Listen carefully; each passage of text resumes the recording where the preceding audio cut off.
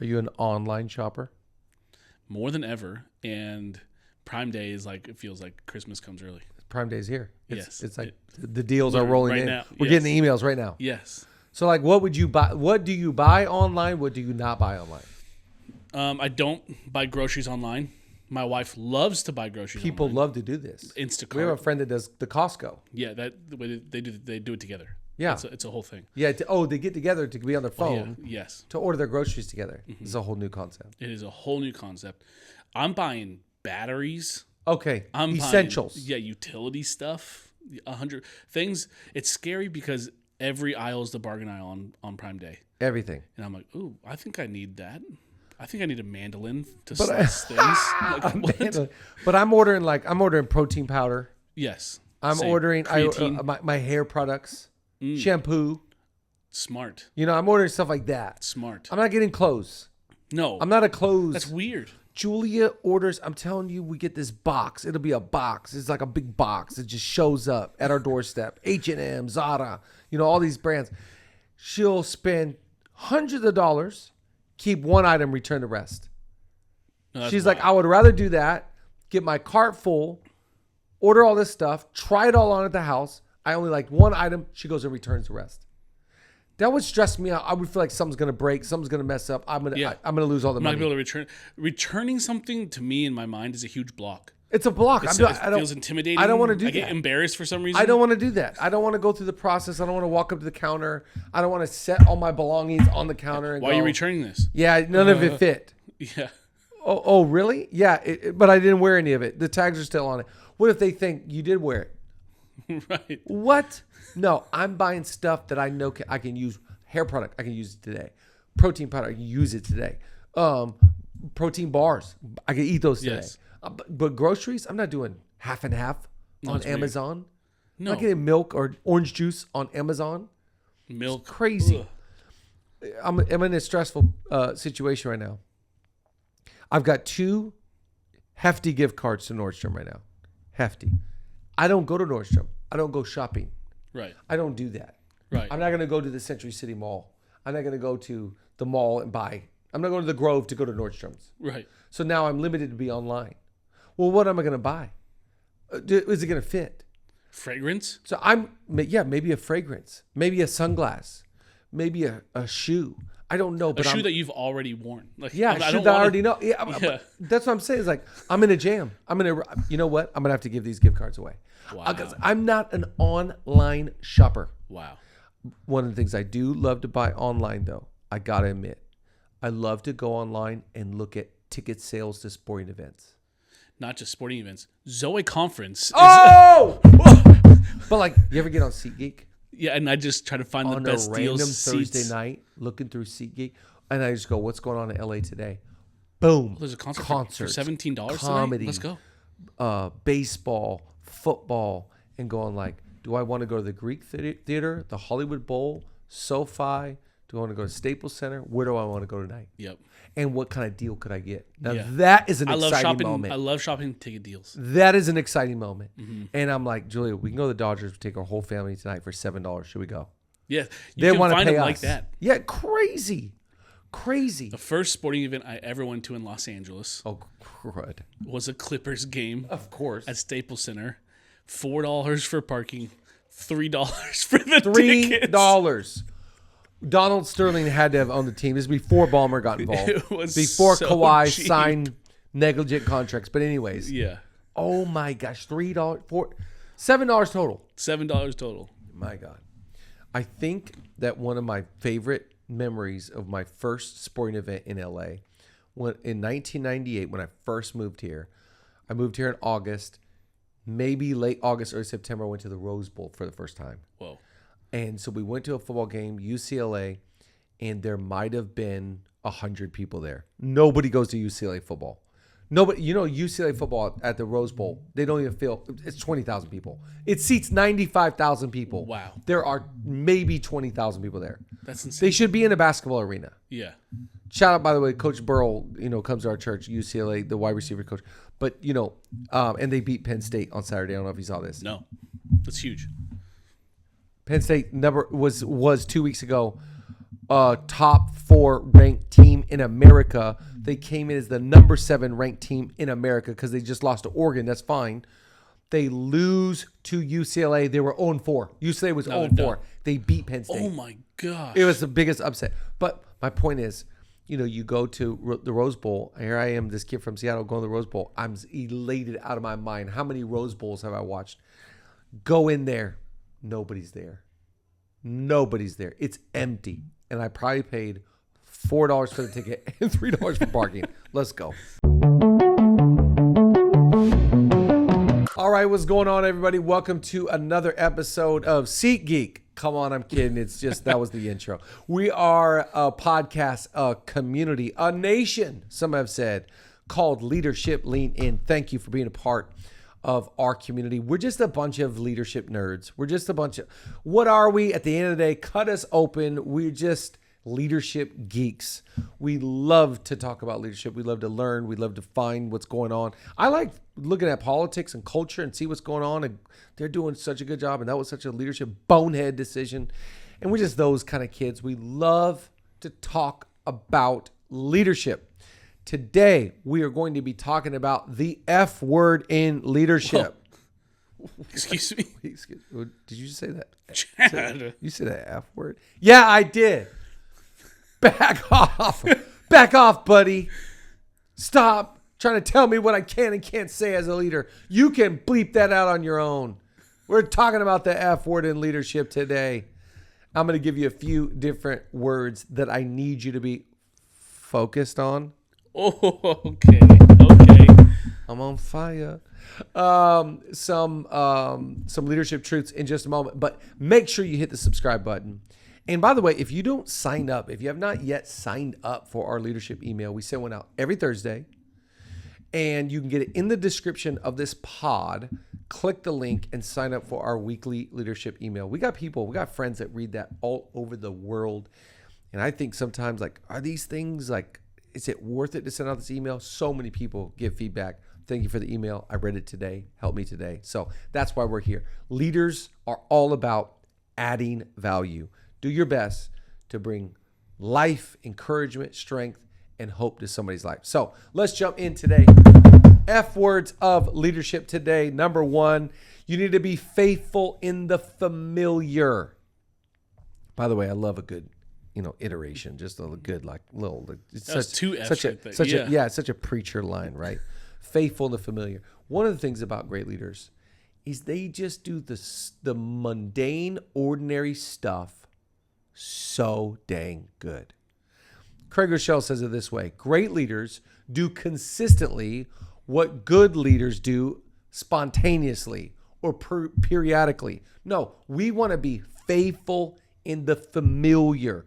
So what are the familiar things that you need to do to be great? Like looking at your P&L, doing your workouts, meditation, whatever it is, having a healthy diet, whatever your familiar stuff is, dominate it, crush it, look at it as the big stuff. I'll never forget, I had a leader I really respected and really looked up to years ago, still do to this day, but he was a massive influence in my life at this time. And he was talking to me about his commitment to his devotional life. He's really big on daily devotions. And he told me one time, this guy was, fit, he was excellent, such a great communicator. And he was saying that once he does his daily devotions, he felt like he was done for the day. I was like, done for the day? What do you mean? He's like, I did the most important thing of my whole life right there. And I remember being a young leader going like, wow, that's a pretty big statement. The older that I get, the more I understand what he's saying. He was faithful in the familiar stuff, the stuff that everybody skimps over and thinks is not that important. He's going like, this is the important stuff. This is the stuff. I can pay everybody else to do everything else, but nobody can lead me to living water but me. Nobody can do the familiar stuff. So I want to encourage you as a leader, be faithful in the familiar. But it's not fun. It's familiar. It's not flashy. It's not like, River, my son, he's practicing pitching, and he's trying to work on a curveball and a slider. Yeah. Oh, what are you doing? You can't throw 3 strikes with fastballs yet. Yeah. Let's work on that first. But Dad, how cool is it when you see the ball move? And Yeah. you want to know what's really cool? Strikes. Yeah. You want to know what's really cool? Just being consistent. Throwing heat. Yeah, that's it. Yeah, and I think, yeah, we all get caught up in what's the flashy thing, what's the sexy thing, what's the thing that's going to make you look cool and be cool. And, man, the older that I get and the more that I lead, the more I understand nothing about leadership's really cool. Right. Nothing about making hard decisions, feeling outside pressure, having to be someone's leader instead of their friend. None of it's fun. So if I chase fun, I can't be a leader. I'll never be a leader. Yeah. But if I just go, man, the familiar things, the stuff that everybody writes off as boring, mundane, and dull, if I dominate that stuff, man, I'm gonna have a shot at making an impact and being a great influence. Here's the next one. Just going to your point about your son. It's family first. It's all about putting your family first. Most people put the business in front of their family. And I want to just fast forward the tape. If you keep doing that, you're going to live in a world of regret. You're going to look back and you're going to live in the coulda, woulda, shoulda. Man, I could have been there. I should have taken the time. If I only would have known, I would have.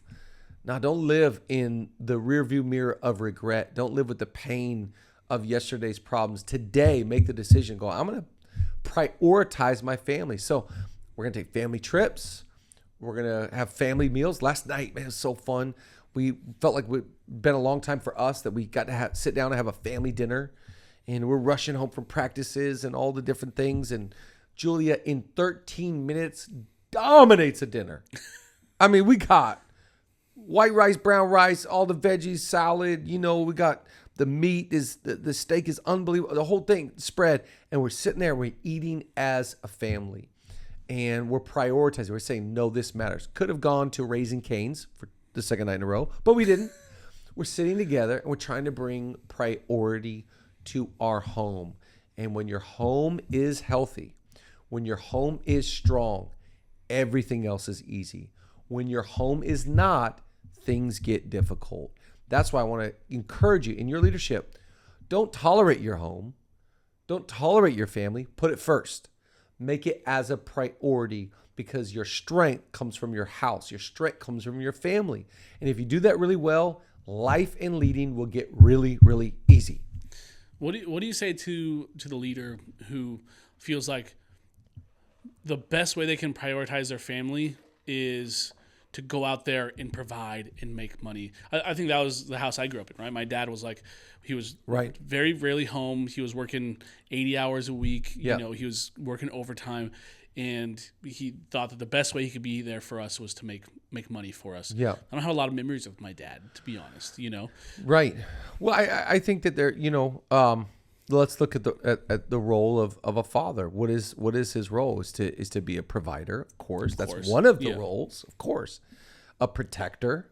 Yep. I got to protect my home. I got to make sure the doors are locked and make sure my family feels safe. Yeah.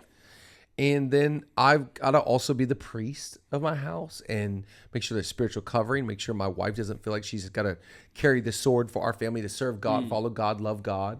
So I think that provision, when we look at the tentacles of provision and the different aspects, I'm not just providing a meal. This is good. I'm not just putting bacon and eggs on the table. Yeah. I'm providing laughter, providing memories, providing moments. My sister says something who I think is just one of the best leaders. She says, every day, tie those heartstrings. With your kids, have a moment, connect with them every day, tie up those heartstrings. Who knows what would have untied it that day? Stress, school, the playground, other kids. Who knows what would have undone it? Every day, tie up those heartstrings. You're loved. I'm for you. I feel such an obligation. I feel such a mandate to tell my boys how much I love them, verbally out loud, every day, all day. I love you. I'm so proud of you. I think I got this from Chris Hodges, Pastor Chris. He said one time if he could give every leader a gift, it would be the gift of confidence. And he says, my confidence came from I had a father who told me every day how much he loved me. Wow. And every day told me how proud he was. That's provision. Yeah. So when I put family first, I'm not just going like, I'm going to show up at dinner. It's like, I'm going to provide what? Emotional strength, relational connection, spiritual guidance, financial stability. I'm a provider. Yeah. For how your soul can prosper. It's really good. Put your family first. Here's the next one. Be fearless. You know, I'm not asking you to be like angsty and edgy and like, you don't need to be provocative. We think fearless is like, we're going to stand up. We're going to. Aggressive. Wow. Fearless is like, I'm not afraid of the backlash. I'm not afraid of being disliked. I'm not afraid of people being upset with me. I'm going to make the best decision for the group, for the team, for the community, for my kids. Fearless is going like, I know that once I decide, I divide. And I'm okay with that. I didn't sign up for a popularity contest. I signed up to be a leader. And when I'm a leader, I know there's a group that loves me. It's a big group that hates me, and I'm okay. I'm okay with that, but I'm not going to be afraid. When you're afraid, you know, there's a scripture that says the fear of man is a trap, or another translation says snare. And some people are so mortified, petrified, so afraid. What are they going to say? What are they going to do? What are they going to comment? What are they going to, No, I can't live in fear. I've got to be strong, and I've got to be courageous. So when it comes to your leadership, be known as a fearless leader, not afraid to have a conversation, not afraid to confront, not afraid to address, not afraid to speak up. And of course, all of that is calculated with wisdom for the better of the group, not for just for my own ego or my own agenda. All of that's got to be baked in, but at the core of who you are, you're a fearless leader. You're not driven by fear. Yeah, I think that really what you're saying in the beginning, I think is interesting to me, right? Fearless, sometimes you think, I'm fearless, so I'm going to go out. And I think that sometimes, you know, with my kids, there's a fight or flight. Yeah. And sometimes when they get scared, the first thing they do is lash out. And so when, you know, people can pound their chest and make a big, usually to me, that's like, oh, you're actually insecure. You actually are, you're trying to convince yourself. That's right. Not to be afraid. That's right. By being combative. You know, but I think someone who's really genuinely content, and I think a lot of fear is the worry and anxiety. Like there's a contentment, but there's also a confidence that comes with, I've done the fundamentals. That's I've prepared. I don't have to be afraid of what people are going to say. Yeah. I don't have to be afraid of the outcome of what we're trying to do, because I'm confident in what I've already done. I've already prepared. I don't need to be bombastic about it. We're just going to execute and get it done. And no matter what happens, if it ends up bad, it ends up bad. We'll address it. Yeah. If it's great, awesome. Because I think a fearless leader is, to me, everything you're doing is by faith. It is by confidence. And to be fearful is to be really ruled by the opinions of others or the public opinion. So I'm never going to win if I lead that way. So be free from the opinions of others. Here's another one. Focus on the people. I love this. Focus on, man, I'm going to put my family first. I'm going to be fearless. And I'm going to focus on who's with me. The question is, who's with you today? Not so that you can go like, look at who I got, man. Am I killing it? Look at who I got, man. Whoa. No, it's not so that you can make yourself feel good. Like, look at who's with me. It's who do I need to serve? Who do I need to develop? Who do I need to add value? Who do I need to really make sure is flourishing? Who's with me is not for me. It's more so identify, how are they doing? You know the state of your flock, know the condition of the team. Why? So they get your attention and they get your investment. It's not so much for you. When I say focus on people, it's not watch them like a hawk so you can see if they're doing okay. It's more focus on who's there, because there's a sovereign component of why they're there. And if you look at who's there, I've always believed right people, right place, right time. And if you get those three together, especially the right people, and man, everything gets really easy. So the people that are there, if someone's there that's not supposed to be there, we'll move them along and help them along their journey and wish them the best. That's fine. But the people that are there, that are supposed to be there, give them your attention and give them your investment. Here's the next one, is have faith-fueled momentum. Leadership is about just going like, I think that if I keep putting my family first and I keep making decisions by faith and I keep on focusing on the people and I keep on doing the mundane, fundamental stuff right, I think it's going to project. I think there's going to be some momentum that happens out of this. I think that if I focus on the right stuff and I'm fearless in my decisions and my family's and my home is right, all of us now we get swept up in that big that momentum thing. And I'm telling you, when you got momentum, ain't nothing like it in the whole world. And when you don't got momentum, ain't nothing like it, in the whole world. It's always so hard when you don't got momentum. But if I don't have momentum, I'm going to go back and do the fundamentals. I'm going to go back and focus on the right things. I'm going to invest in the people. Why? Because all this is just so that we can get to the compound effect of where we now have momentum. We got that faith-fueled momentum. It's like surfing. Not that I do that, but I've watched, I've seen. Big Kelly Slater guy. Yeah, big Kelly Slater. You shout out to Sis, in the Munoz family. You go out there, you surf and you try and get out there to where the good waves are, and then you sit and you wait and you make decisions. And then when you do get that wave, you ride that wave of momentum. When you get momentum, don't mess with it. Don't mess it up. Just ride it out. It's so funny. I saw this one video of, I forget his name, that said when the other side, not 50 Cent's group, but like, let's say his competitors, heard in the club for the first time 50 Cent's big song, they literally said, we're going to have to wait to release our stuff because that thing's going to run. Yep. We have no shot. I've heard him talk about this story. So I was like, sit on your music because they got the wave. And there's something about working so hard to generate a supernatural compound, God-breathed momentum. And that to me is something that I want you to be considering is I'm doing all the little things and all these meetings, all these coffees, all these strategies, all these appointments, all of this family, focus, fundamentals, blah, blah, blah, all this stuff. Why? Because I'm trying to build an insane swell of momentum. And we're going to ride that wave. And then when we're done with that wave, guess what we're going to do? Get back on the board and swim back out because it's time to go do it again. Just two more. Finish the fight. Finish that thing. It's endurance. It's about perseverance. So I'm going to keep on going. Why? Because I know it's going to get tough, but the tough keep going. And I'm not going to throw in the towel. I'm not going to be a quitter. Quitters never prosper. Remember, cheaters never prosper. Quitters never prosper. And there's an old saying in leadership, if you don't quit, you win. Only winners are the ones that don't quit. It's not that we're better. It's not that we're bigger or stronger. It's just that we're still in the game. We're still in the story. A lot of people threw in the towel. A lot of people quit on their dream, on their calling, on their family, on their future, on their trade in their thing for a bowl of chili. That's all right.